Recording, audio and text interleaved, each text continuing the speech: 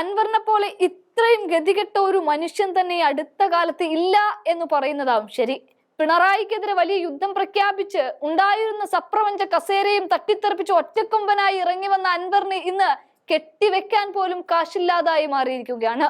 അൻവർ തന്നെ പറയുന്നതാണ് ഇനി സർവശക്തനായ ദൈവം മാത്രമേ തനിക്ക് തുണയുള്ളൂ എന്ന് പറഞ്ഞുകൊണ്ട് മാധ്യമപ്രവർത്തകർക്ക് മുന്നിൽ ഒരു ഇരുത്തമുണ്ട് അൻവർ. അവിടേക്കാണ് ആ അൻവറിന്റെ മുന്നിലേക്കാണ് മാങ്കൂട്ടം എത്തുന്നത്. പൊട്ടിച്ചിരിച്ചുകൊണ്ടാണ് മാങ്കൂട്ടം ഇവിടെ അൻവറിന്റെ ദയനീയമായ അവസ്ഥയെ ചൂണ്ടിക്കാണിക്കുന്നത്. ആ വീഡിയോ ഒന്ന് കാണാം. അൻവർ മത്സരിക്കാൻ ആഗ്രഹമുള്ള പക്ഷേ കയ്യിൽ പൈസയില്ല. സൂചനകൾ നൽകുന്നു, സ്വരാജിനെതിരായ പ്രസ്താവനകൾ നടത്തുന്നു, സ്വരാജിനെതിരെ രൂക്ഷ വിമർശനം. അദ്ദേഹത്തിന്റെ കയ്യിൽ പണമില്ലെന്ന് പറഞ്ഞാൽ സത്യം പറഞ്ഞ CPM എന്ന് പറയുന്ന പാർട്ടി അദ്ദേഹത്തെ കൊള്ളയടിച്ചു എന്ന് വേണം നമ്മൾ മനസ്സിലാക്കാൻ. നല്ല സമ്പന്നനായിരുന്ന ഒരു മനുഷ്യനായിരുന്നു 9 വർഷക്കാലം മുൻപ് വരെ ശ്രീ PV അൻവർ.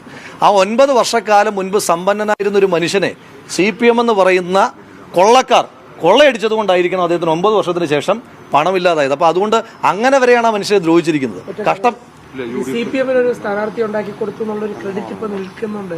BJP-ക്ക് ഒരു കാൻഡിഡേറ്റ് ഇല്ലാതിരിക്കുകയാണ്. BJP-ക്ക് കാൻഡിഡേറ്റ് ഉണ്ടെങ്കിലും ഇല്ലെങ്കിലും പ്രത്യേകിച്ച് എന്തെങ്കിലും റെലവൻസ് ഉള്ളൊരു മണ്ഡലമൊന്നുമല്ല നിലമ്പൂര്.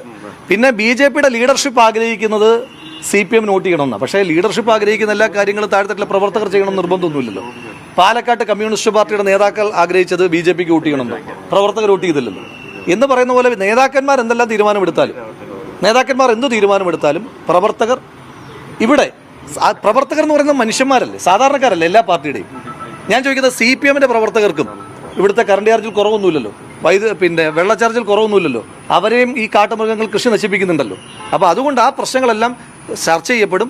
ഭരണവിരുദ്ധ വികാരം ഇവിടെ നിലനിൽക്കുന്നുണ്ട്. ആധികാരികമായി ചെയ്യണം.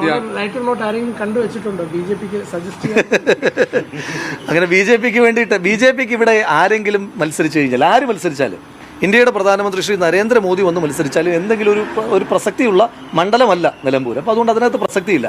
എന്തായാലും സന്തോഷമുണ്ട്. നിങ്ങളെല്ലാം കൂടെ CPM-ന്റെ സ്ഥാനാർത്ഥിയെ മത്സരിപ്പിച്ചതിൻ്റെ ക്രെഡിറ്റ് എനിക്ക് തന്നതിനകത്ത് സന്തോഷമുണ്ട്. അപ്പോൾ അദ്ദേഹത്തെ പരാജയപ്പെടുത്തി കഴിയുമ്പോൾ അതിൻ്റെ ക്രെഡിറ്റ് കൂടി തന്നാൽ മതി. സന്തോഷം.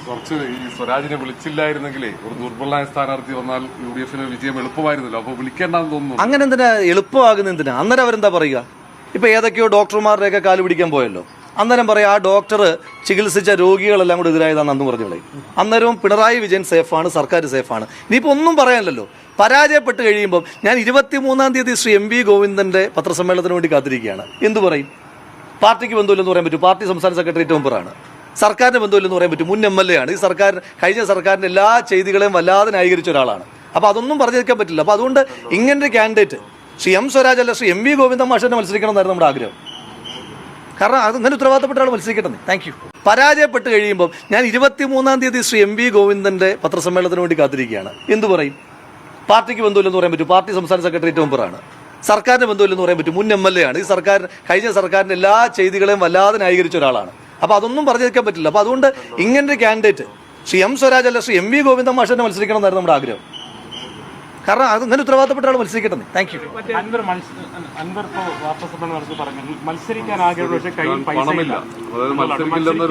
സൂചനകൾ നൽകുന്നു, സ്വരാജിനെതിരായ പ്രസ്താവനകൾ നടത്തുന്നു, സ്വരാജിനെതിരെ രൂക്ഷ വിമർശനം. അദ്ദേഹത്തിന്റെ കയ്യിൽ പണമില്ലെന്ന് പറഞ്ഞാൽ സത്യം പറഞ്ഞ CPM എന്ന് പറയുന്ന പാർട്ടി അദ്ദേഹത്തെ കൊള്ളയടിച്ചു എന്ന് വേണം നമ്മൾ മനസ്സിലാക്കാൻ. നല്ല സമ്പന്നനായിരുന്ന ഒരു മനുഷ്യനായിരുന്നു 9 വർഷക്കാലം മുൻപ് വരെ ശ്രീ PV അൻവർ. ആ 9 വർഷക്കാലം മുൻപ് സമ്പന്നനായിരുന്ന ഒരു മനുഷ്യനെ CPM എന്ന് പറയുന്ന കൊള്ളക്കാർ കൊള്ളയടിച്ചത് കൊണ്ടായിരിക്കണം അദ്ദേഹത്തിന് 9 വർഷത്തിന് ശേഷം പണമില്ലാതായത്. അപ്പോൾ അതുകൊണ്ട് അങ്ങനെ വരെയാണ് ആ മനുഷ്യരെ ദ്രോഹിച്ചിരിക്കുന്നത്. കഷ്ടം. CPM-ന് ഒരു സ്ഥാനാർത്ഥി ഉണ്ടാക്കി കൊടുത്തു എന്നുള്ളൊരു ക്രെഡിറ്റ് ഇപ്പൊ നിൽക്കുന്നുണ്ട്. BJP-ക്ക് ഒരു കാൻഡിഡേറ്റ് ഇല്ലാതിരിക്കുകയാണ്. BJPക്ക് കാൻഡിഡേറ്റ് ഉണ്ടെങ്കിലും ഇല്ലെങ്കിലും പ്രത്യേകിച്ച് എന്തെങ്കിലും റെലവൻസ് ഉള്ളൊരു മണ്ഡലമൊന്നുമല്ല നിലമ്പൂര്. പിന്നെ BJP-യുടെ ലീഡർഷിപ്പ് ആഗ്രഹിക്കുന്നത് CPM നോട്ട് ചെയ്യണമെന്നാണ്. പക്ഷേ ലീഡർഷിപ്പ് ആഗ്രഹിക്കുന്ന എല്ലാ കാര്യങ്ങളും താഴെത്തട്ടിലെ പ്രവർത്തകർ ചെയ്യണം നിർബന്ധമൊന്നുമില്ലല്ലോ. പാലക്കാട്ട് കമ്മ്യൂണിസ്റ്റ് പാർട്ടിയുടെ നേതാക്കൾ ആഗ്രഹിച്ചത് BJP-ക്ക് വോട്ട് ചെയ്യണമെന്ന്, പ്രവർത്തകർ വോട്ട് ചെയ്തില്ലല്ലോ.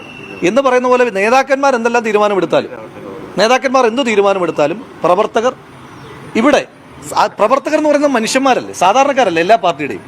ഞാൻ ചോദിക്കുന്നത് CPM-ന്റെ പ്രവർത്തകർക്കും ഇവിടുത്തെ കറണ്ട് ചാർജിൽ കുറവൊന്നുമില്ലല്ലോ, പിന്നെ വെള്ള ചാർജിൽ കുറവൊന്നുമില്ലല്ലോ. അവരെയും ഈ കാട്ടുമൃഗങ്ങൾ കൃഷി നശിപ്പിക്കുന്നുണ്ടല്ലോ. അപ്പോൾ അതുകൊണ്ട് ആ പ്രശ്നങ്ങളെല്ലാം ചർച്ച ചെയ്യപ്പെടും. ഭരണവിരുദ്ധ വികാരം ഇവിടെ നിലനിൽക്കുന്നുണ്ട്. ആധികാരികമായി ചെയ്യണം. അങ്ങനെ BJPക്ക് ഇവിടെ ആരെങ്കിലും മത്സരിച്ചു കഴിഞ്ഞാൽ, ആര് മത്സരിച്ചാലും, ഇന്ത്യയുടെ പ്രധാനമന്ത്രി ശ്രീ നരേന്ദ്രമോദി വന്ന് മത്സരിച്ചാലും എന്തെങ്കിലും ഒരു പ്രസക്തിയുള്ള മണ്ഡലമല്ല നിലമ്പൂർ. അപ്പോൾ അതുകൊണ്ട് അതിനകത്ത് പ്രസക്തിയില്ല.